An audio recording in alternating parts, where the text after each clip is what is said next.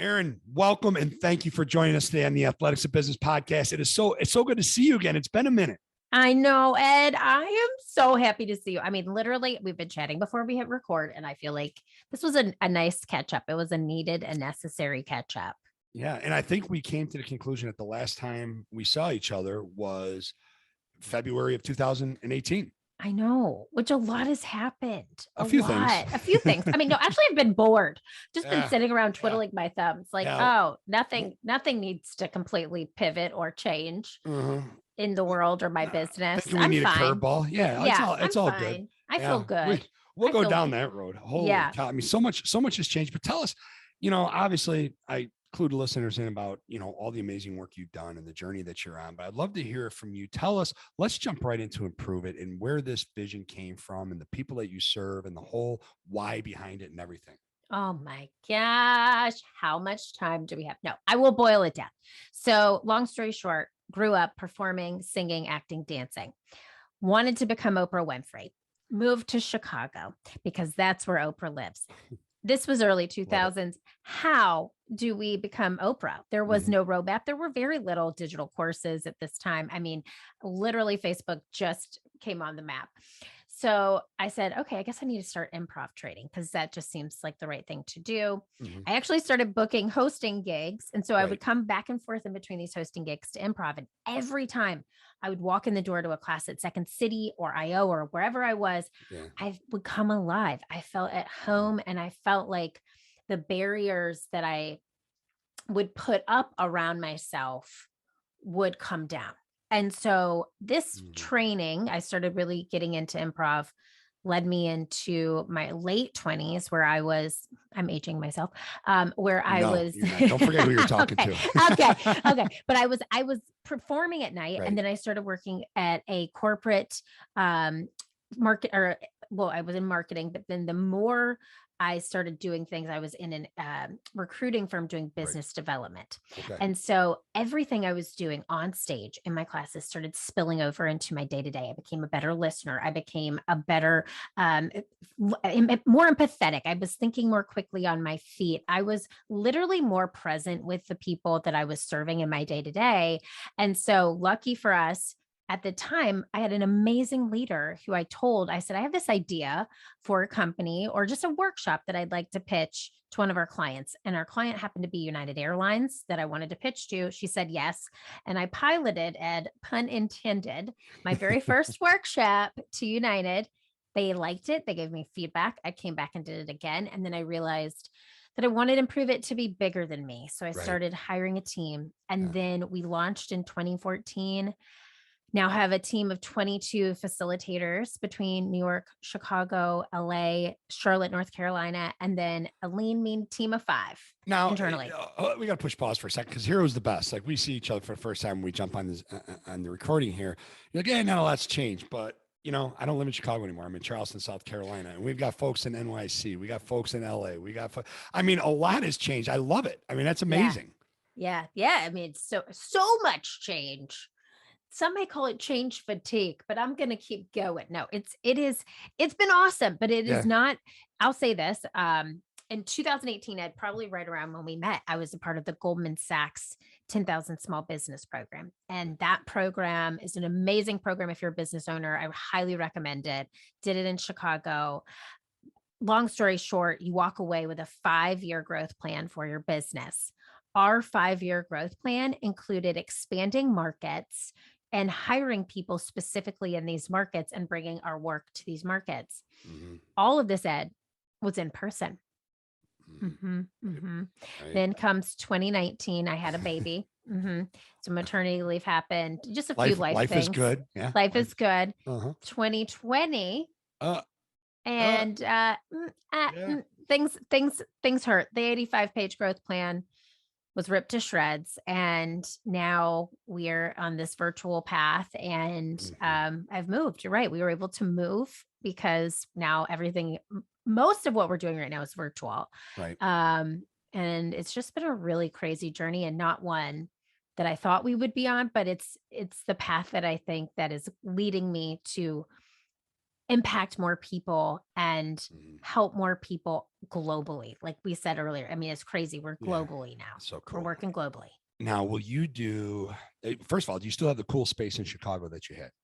You're so nice. Well, so you came to us at I Catalyst did. Ranch. Yes. So Yes. we are still friends with them. We Okay. still utilize. So that space was actually our meeting space where we would do public events. Right. Our office was in a co-working space in River North. That's right. We had the best ankle view of Chicago. It was in the lower level, not to be confused with the basement.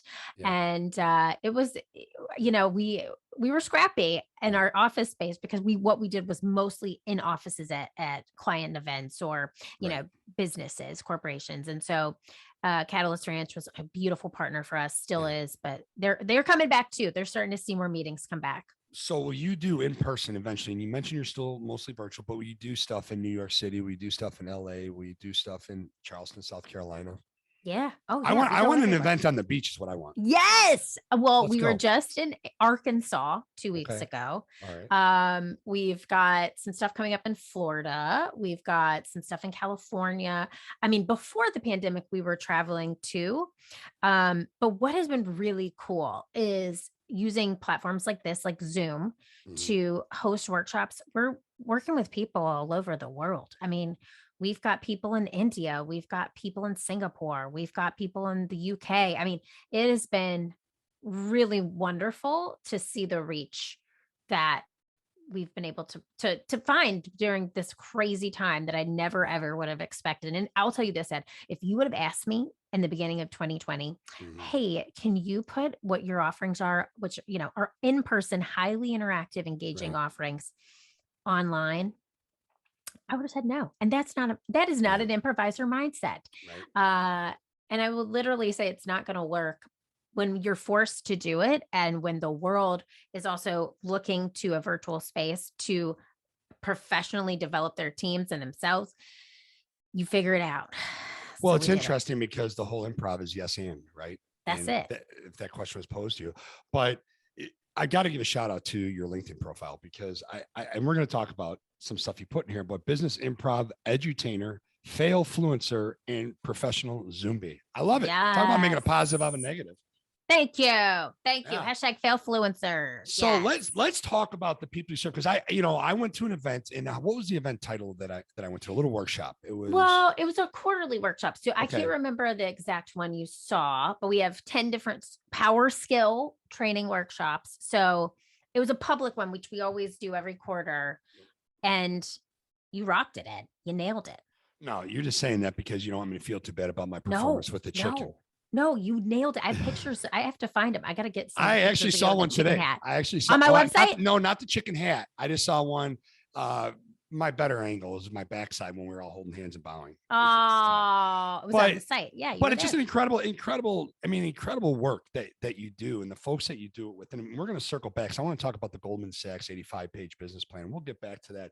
But can you tell our audience like who you work with, what it is you do with the improv, and what power skills that it helped? And I love power skills and explain power skills. I do not want skills. Excuse me. I don't want to steal your thunder on that. Oh, well, you can steal. Take it away. Take it away. Give the lightning with the thunder. Perfect. No, so it is.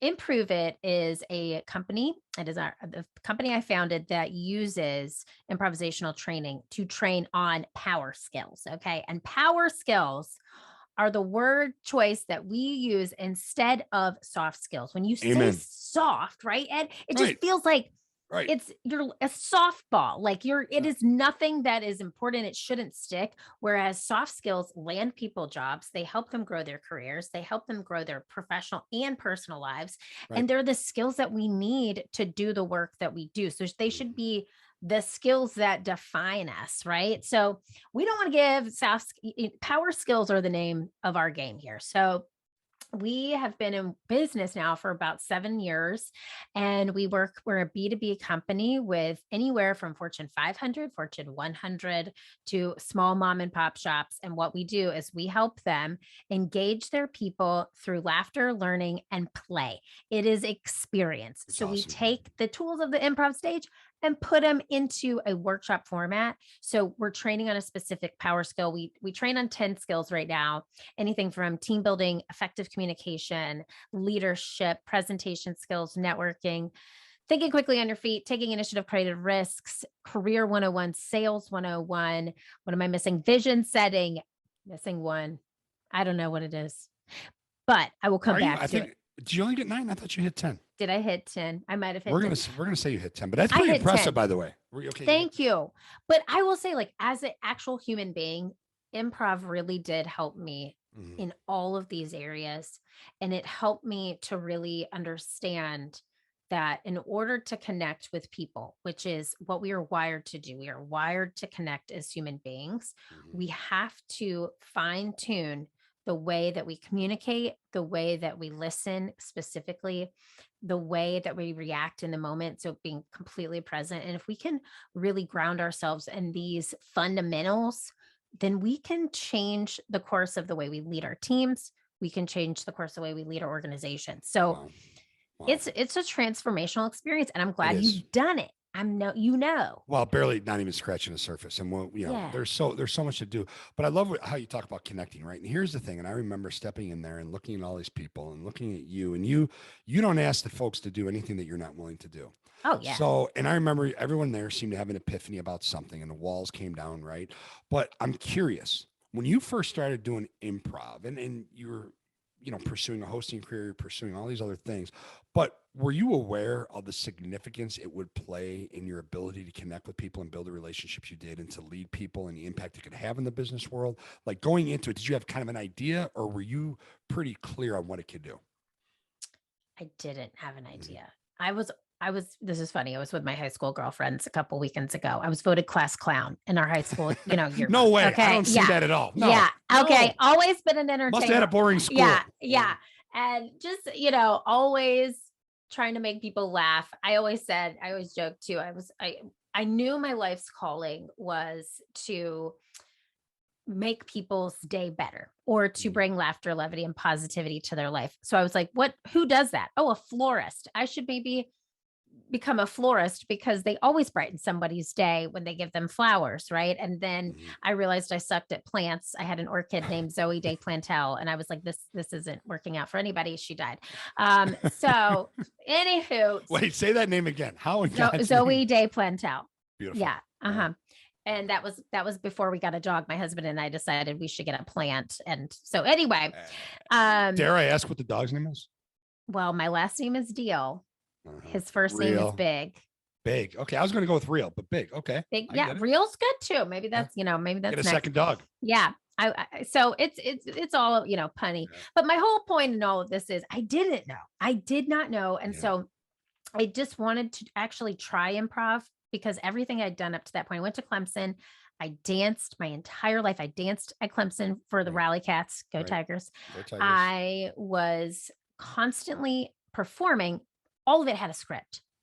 And improv scared me, to be honest. It actually gave me that icky armpit sweat that we talk about in our workshops. I would walk into an improv class, and I'll be like, oh my God, I'm so nervous right now. I feel so disgusking in my skin. I hate it. So did you go sleeveless, or did you go black shirt? I would go sleeveless. I would go sleeveless. I would air them out, as I'm chicken dancing. No, we didn't chicken dance. That's our thing. That's our thing, which we could talk about. Yes. But yeah, it truly, then a light bulb went off the more that I started exposing myself to improv, and it became almost like a drug, like the euphoric high you feel when you're so present in the moment and you're creating something with other human beings that you can never recreate. It's so rewarding, and you feel almost like it's, therapy at the same time, because you're transforming out of your own body. Right. And it became this drug for me that I kept coming back to. And of course, when you get laughs, you're like, yes. And when you have really bad nights, you're like, that sucked. What could I do better? So I just started to really see the beauty of it. And I didn't know it would be my life's calling. I really did not know. I always wanted to be Oprah.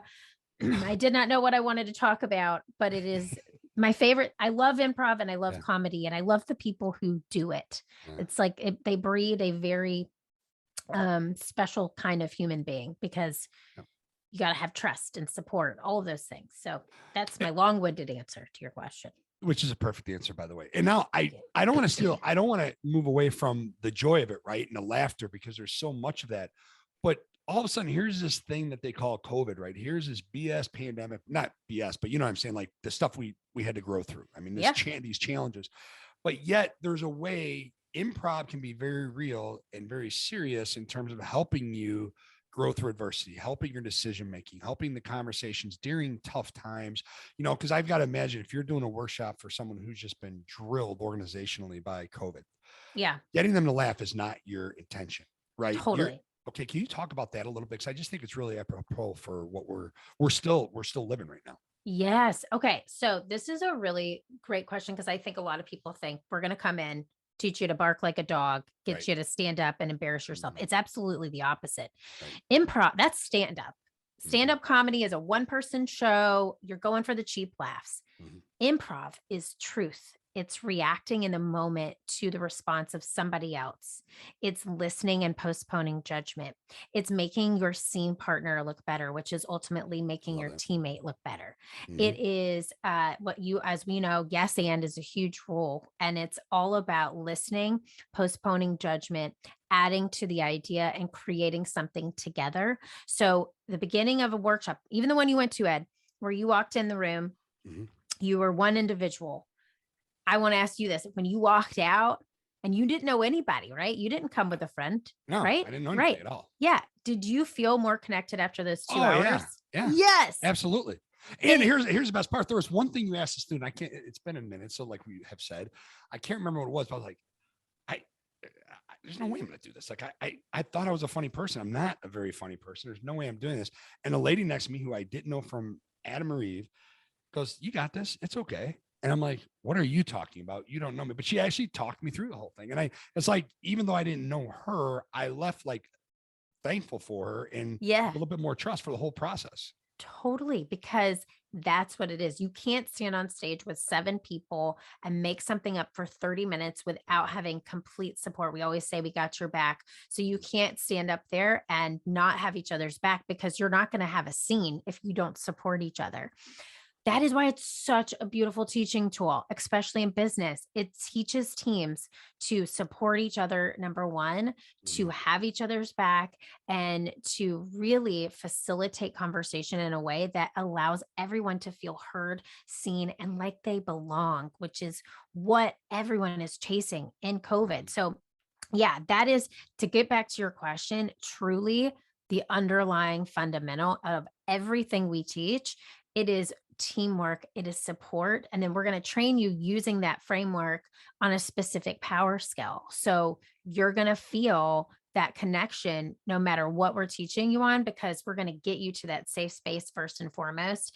And we always do everything intentionally, with a low risk activity to a higher risk activity to the highest risk activity at the end. And by the end of a session, you walk out, you're like, wow, I just did that. And you did it with a smile on your face. Right. And it's like we almost trick you, because I will say this: the smiles lead to the vulnerable conversations. We do the games that make you laugh, then we talk about it, and that's where the aha moment occurs. Let's talk about vulnerability. I mean, it's huge. It's so big. And the tool that improv is to get people to be more vulnerable. You know, you said improv is truth, and that just keeps ringing in my head, and it's listening and postponing judgment. That's something that our society could use right now, but we won't go there right now. We're going to talk about vulnerability. Tell me about that, and how significant of a role your improv low risk to high risk exercises has played in helping people in that process. Ed, I love this question. And I'm going to say this: people wore masks to work before 2020. And it's a hypothetical mask. I get it. Yeah. And I think if there is a silver lining in all of this, those masks have started to come off, especially being virtual. We see into people's homes. We see they have dogs, they have kids, they have plants that they care about. And vulnerability was this scary word in corporate America for a really long time. To be a big, leader, a CEO, whoever, and to be vulnerable, those two things didn't go hand in hand. Where No. there's, obviously we're seeing it with the Great Resignation. People want to feel, they want to know their leaders. And I always say this if I'm facilitating a workshop, think about a leader, a coach, a mentor, whoever in your life right now who impacted your life. Right. If you got that person in your head, think about them and then ask yourself, were they vulnerable? And did they care about me as a human being? Mhm. And I've never heard a person say that those two things didn't go hand in hand. Those leaders were not transactional. Mhm. They were supportive. Right. They cared about you. My old boss at my recruiting firm is the reason that Improve It exists, because I didn't love that job. People say you don't leave jobs, you leave leaders. I did not leave my leader. I left that job. The opposite was true for me. I loved my leader so much. And you more pursued a dream, and you pursued a Yes. passion. So it wasn't really like you were leaving. It was like you use that as a springboard, and she was put in that world right there to influence you to go do what it is you wanted to do. Oh my God, she's still my biggest cheerleader today.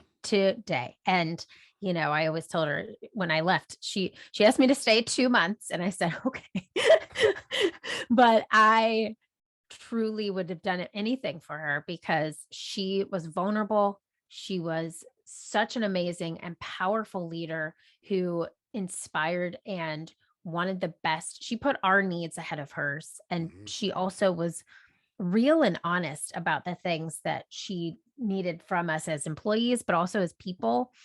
So vulnerability as a leader in 2021, 2022, oh my God, if you are still leading with a transaction, I want you to think about the way that you're showing up, because Yeah. it is really an employee's market right now. And Mhm. people are finding where they feel like they belong, and also where they feel like they can impact the world. That is people really reevaluated in 2020 and 2021. It's funny you say that. So I just spoke out in California a couple of weeks ago to a global company, Europe, North America, and the European mindset. It is transactional, right? It's about dollars, and they're not giving the dollars away. Well, they're bleeding people in the industry, not bleeding people, but there are people who are incredible performers and producers are being poached, right? Yeah. They're coming like they're the best of the best.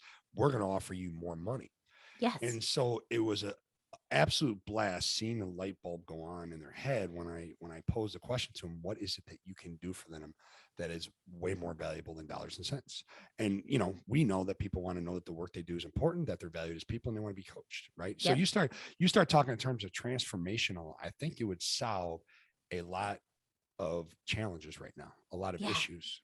Yeah, I do too. And I feel like people are figuring out how to lead in this hybrid workforce. I think Mhm. people are really, um, because what I really saw out of a lot of leaders that we work with at Improve It last year was just beautiful moments of, hopping on a Zoom call and just Yeah. saying, how are you?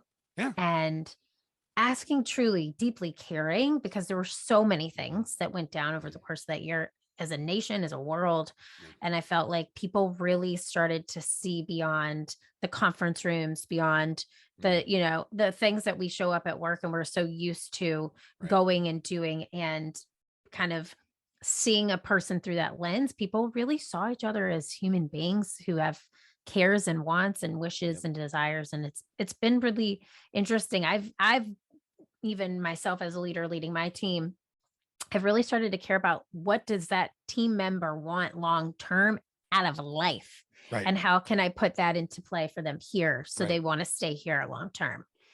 And how can I help you outside the proverbial walls of this office, right? And Yes.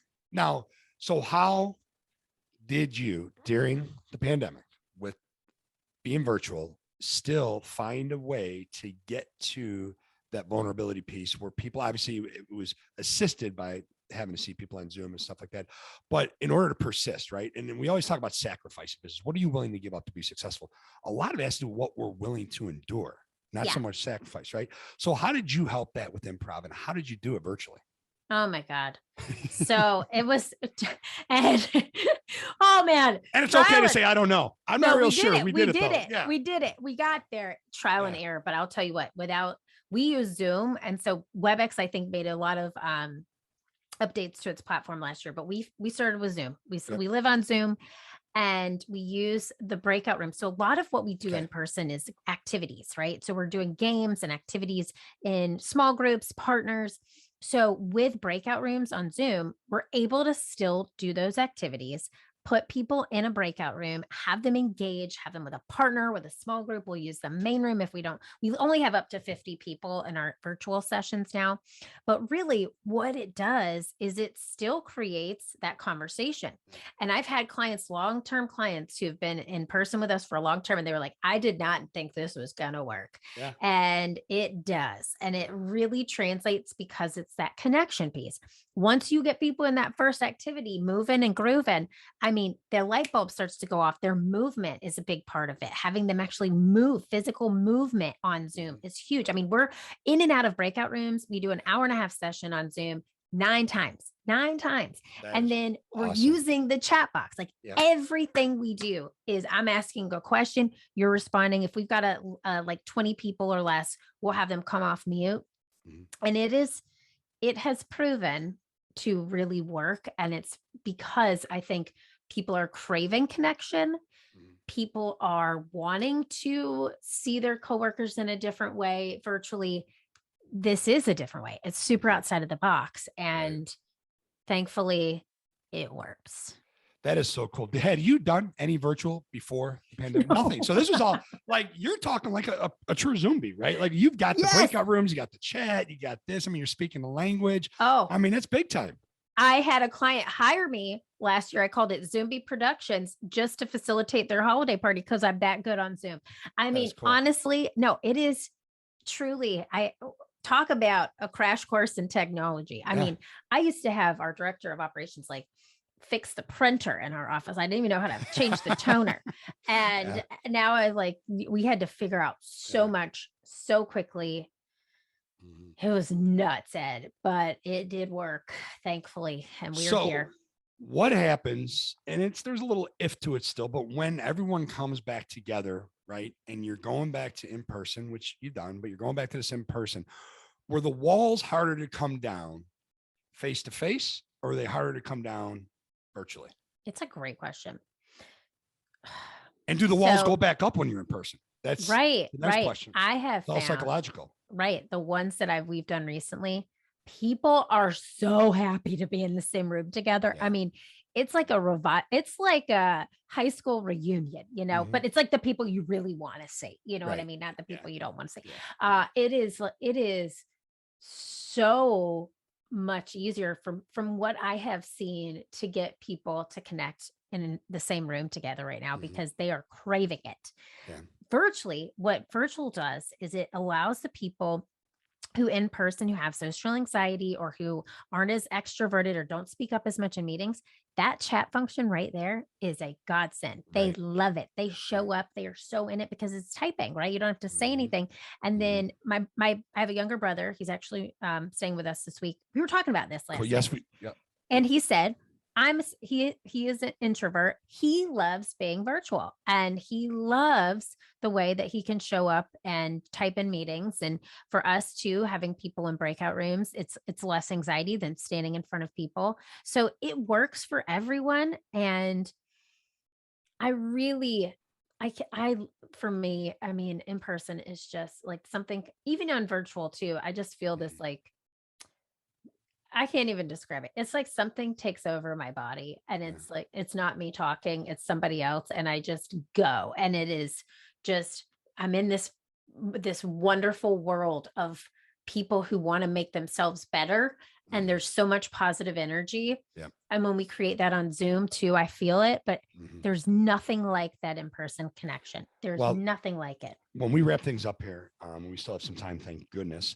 We'll talk about where folks can find all the information out. Okay. But I have to ask you, out of the power skills, okay, did different ones show up on virtual than showed up in person? Where was a focus more? And for sure for us, Effective communication was always big, but in virtual, oh my gosh, it has been connecting, communicating, and working virtually is all about communication. And if you don't have effective communication, what do you have? That has been the biggest power skill that we have seen. But then we've had, it's always about the challenge of the specific team. So what is their challenge? What objectives are they hoping to achieve? And then our power skills usually have an offering that we can match to that. And if not, we're really honest.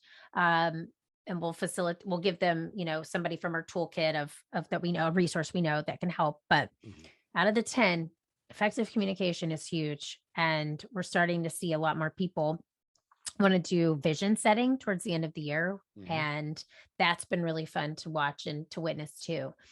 It's really interesting because you got teams with people all over the world right now, and it's going to continue to be that way. So what do you consider? Because your definition might be different than my definition, or it might be exactly the same, which I'm betting it's closer to the second. But what is your definition of effective communication? I mean, what's your take on that? Yeah, it is listening. Here's where I stand with it. And this is the thesis statement we use in the workshop. Yes. What you say and what you don't say, it affects how others listen and respond. So the way that you show up with your tone, both verbally and non-verbally, your nonverbal body movements. So what you don't say, the way, you show up on a Zoom with your arms crossed, your head down, or like, you're drooling on your keyboard. That sets a tone, right? And then you've got listening, which is all about, in my opinion, is the most important power skill. Listening is crucial, especially as a leader, or especially as a person who is engaging with people and clients. I mean, if you're not listening, you can't accomplish anything. And you're also not building a trusting relationship. And then responding in a way that is meaningful and also does not negate the person who gave information before you is literally the key to great leadership, in my opinion. Right. Is postponing judgment and encouraging new ideas. And that's yes and. So give us that is awesome right there. I mean, it's a complete home run, but give us, and that's no pun on the athletics of business. I was just but I am talking to you. Yes, but I am talking to you. Give us an exercise that you would do for great listening skills, like listening with postponing judgment. Give us an example. You want to go with me, Ed? You want to do a little activity? This is totally. Hey, I will. This is totally unscripted. All right. I've been doing this for with you. Let's go. You can do this. You can do this. Okay. So this is called last word response. Don't forget, I have an editor for the podcast too. Okay. But listen, you don't need it. You don't need it. I know. We're good. Let's go. All right. So we are going to talk about, today's Thursday, we're going to talk about our upcoming weekend plans. Okay. And I'll go first. All right. Okay. And so whatever the last word of actually, let's have you go first, because I can show you how it's done. The last word of your sentence is going to be the first word of my sentence. Okay. So what are you doing this weekend, Ed? A lot of basketball. Basketball is not my sport. I actually played it in middle school, and I went to the wrong hoop on the basketball court. Speaking of court, it's funny, driving home from Omaha yesterday, really comfortable in my new truck. And all of a sudden, next thing I know, I had dancing lights behind me. Me too. That happened to me a few weeks ago, and I was not happy, and I got a ticket. Ticket? Who gets a ticket? I got a warning. Warning would have been great. There you go. You did it. So that's it. That's awesome. It. Yeah. And then you pause. You pause because you try to process it. Yes. And then what that activity does is it allows you to, number one, you can't think ahead. So you have to be present. Yeah. You have to listen to every word, which I always ask this question too. If my arm is a sentence, and the listeners at home cannot see this, but if the tip of my finger is the beginning of a sentence and my elbow is the end of a sentence, at what point in a typical sentence do most people stop listening? Right. What would you say? Halfway between. Yeah, that's good. I've heard cuticle, so this feels right. Right. So this. Thanks for being specific. Are they manicured cuticles, or are very manicured? Yes. Okay, I mean, this is like the color. I do. Thank you so much. Thank you. Yes. But this is literally the middle of the sentence is where we stop listening. We miss the end, and we miss so much information. It's so funny you say that, because I was just going to say to you, what this exercise taught me was I am still bad sometimes, poor at, listening to, instead of listening to understand, listening to waiting for my turn to talk. Right. Yeah. So I was trying to anticipate the way you were going to end the sentence instead of just waiting for the last word to then figure out what I was going to say. And I probably shut it down. Little did I know halfway through your sentence. No, you nailed it. You did Yeah. it. Well, if you were thinking those things, you actually used my last word every time to start your sentence.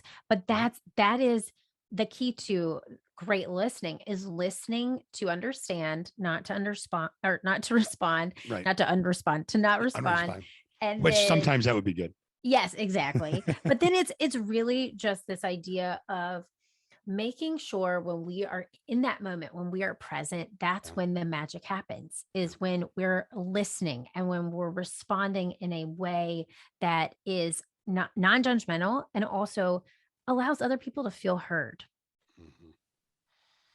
I love that. When we are present, that's when the magic happens. That's, Mhm. I mean, it sounds so simple. It's not that easy. Yeah. And I've got to ask you a question because, before we jumped on, a couple of days ago, I was reading some stuff on you, and you said something that I find so important in my world. And this podcast has given me the opportunity to do that. And I consider you one of these people, like, who you surround yourself with, like who you invite into your orbit or who you're fortunate. Who are some of the people in your circle who you've surrounded yourself? Like, what are their characteristics? What are their traits? What have they given to you? I mean, how does that show up? Because you are just an incredible leader, and you're such, I mean, you are, and you radiate so much positive energy, and you make me laugh every now and then. Oh my God, Ed, keep going. See, I'm trying to learn to We'll be out of time if I keep going. I know. I'll email it to I you. received this. Thank you. This is my new way to receive a compliment. I Okay. received this. I love that you found that, because truly I'm such a big believer in energy, and the energy that we put out is the energy we'll receive back. And I have been very, very blessed unintentionally when I was younger. I just did a girls trip, same girls trip I was mentioning, with my high school best friends. And Mhm. oh my God, I guess I had this notion when I was young, when I was 13, because they're the most supportive. They're all smart, brilliant, kind, loving people who all they want is for each one of us to succeed. And our success is the collective success. So cool. So cool. And I have this really, I've got like a type 5 group. I've got so many great friends that I feel like I get so much from, but it's like the people who I call with a problem are the people that I will support and will pull them out of a ditch, and they will come get me whenever they need. Right. I will go help them no matter what. And I saw that last year. We talked before the show started going. My mom had a stroke, and I just never, in the midst of everything happening with our business, I felt the most support from the people that we surround ourselves with. And my husband is legit like my best friend in the whole world. He is cool. the best. So Cool. he makes me want to be better every day. And that's the person I see the most. And he's also, he's my husband. He's also the one who sees me at my worst, but he is the one who wants to see the success of Improve It. And he helped me so much at the beginning, just get it off the ground. So I'm grateful for the people in my life. And I'm very cognizant too of who we let in that circle too. And sometimes you got to get people out. Yeah. Sometimes they're there for a season, not a reason, Love that. Say that again. Sometimes they're there for a season, not a reason. And that's okay. Yeah, it is okay. Well, as we start to wrap this up, before my last question, where can folks find out everything about you, about Improve It, anything you want? And we'll take everything you say. We'll put it on the show notes. Obviously, I already have the links that you asked us to share, which we will, but go ahead. You're the best. Well, first of all, thank you so much, Ed. You're so fun. I had my cheeks hurt from laughing. But you can find us at learntoimproveit.com. And then I'm Erin Diehl on LinkedIn at Improve It, the only one. Keeping It Real Deal is my Instagram handle, and that's keeping with no G, KIPPIN. Okay. That's Keeping It Real Deal. Yep. And then you can listen to our podcast, the Improve It podcast. Love your podcast. We didn't get a chance to talk about. We have to have you back on. This is not enough time. I know, and we have more to discuss. I have so much more to ask you. Yes. Okay.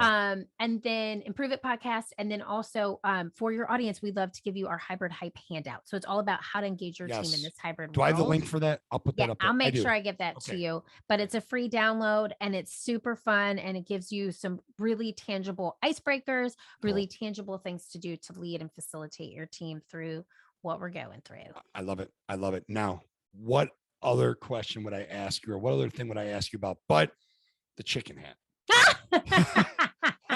I don't know in a million years. Yeah, never in a million years. I think I would celebrate my 48th birthday, because that's when I was with you. Would I celebrate my 48th birthday with strangers, right? With the chicken in my head.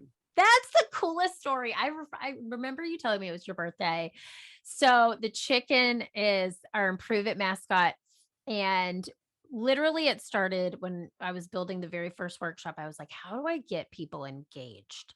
So I had this random chicken hat I bought at some little boutique. And I said, we're going to use this chicken. And every time you hear the word improv, we're going to pass the chicken to the right. And whoever ends up with it at the end is the improv chicken champion. Well, one of my improvisers, Andrew, he's still mad at himself to this day, said, let's heighten that. Let's add the chicken dance to it. So literally we have been doing this for 7 years, and Andrew is still one of my lead facilitators. He's like, I hate every time I hear the word improv, I chicken dance. So, and now on Zoom, we've actually just started making it like your own, like happy dance. You know, it's like you do a chicken, but it's, we don't do the full like wedding chicken dance. Fun fact for you. Yes. We have now convinced over 26,000 professionals to chicken dance. That's amazing. Yeah. I mean, seriously, I never chicken danced at weddings before until I went through your workshop. Now I love chicken dancing. You nailed it. And it was your birthday. And it sounds insane to the person listening to this. You're probably like, this sounds insane, but it's so fun. And it breaks down the barriers of just that wall that we put up every time. Right before we get started, we started off like that. And it by the end, whoever has the chicken hat, so happy. And they feel all the love at the end of the workshop. Well, I read something today, this morning. I sent it to a bunch of friends and some clients. It's legacy is not something you leave for people. It's something you leave in people. And the legacy you folks are building is pretty amazing, because you do. I mean, I don't know if it's, if you're aware of how many power skills, power skills you help these people with. And I got to think that's some of the greatest joy you find. And when you have the repeat customers, you hear the stories, people reconnect with you. Tell us just about that as we wrap this up. Yeah. Oh man, that's so cool. I could literally cry, because some of the stories we've heard recently are just, people are craving this connection. And I've witnessed it. I'll just leave with this. One of my girls on my team, we actually got to work with the Obama Foundation. This is not political. This is just a former president. Right. And she ended up being able to participate in it. And through it, I saw her find her confidence. It was a training day, the first ever training day for the Obama Foundation. And I was actually a facilitator at it and did a keynote with Christy, our director of talent. We got to meet him. But little did Jenna know that she was going to get picked from this audience of 250 people to present an idea to the audience. But that audience was Barack Obama. And so I got to watch this introverted she was fresh out of college. She's now our director of client service, present to a former president with power, with confidence, with just the most amazing delivery I've ever seen her deliver. So cool. Yeah. And I was like Amy Poehler in Mean Girls with my camera, like filming the whole thing. Like, I'm a cool mom. Right. But I was literally just in tears watching her transform. And that was 5 years ago. And Jenna is the most just amazing professional woman I have had the pleasure of watching her grow in her career, and hopefully she'll be with me forever. I don't know what I would do without her, but she is Improve It. And the people we've been able to transform using the ways that we train people is just a blessing to be able to witness and to facilitate it. So I'm grateful. Transformational. That's for sure. That's it. It's awesome. That's it. Hey, we've got to have you back soon, because we're on it. You got to scoot, and I absolutely love everything you do. This has been a blast, and we will connect soon. But thank you so much, Erin. Thank you, Ed, for having me. You're the best. And I was going to get a chicken hat and have it on. I should have put the turkey hat on my head. I should have, but I didn't. Hold on. Here she goes. Here she goes.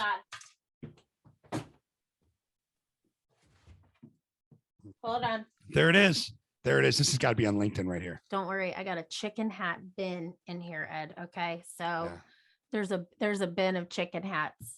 This is going on LinkedIn right here. This is perfect. Yeah, it's awesome. Thank you so much, Erin. You are the best. Appreciate it. You're the best. Bye, Ed. Bye-bye.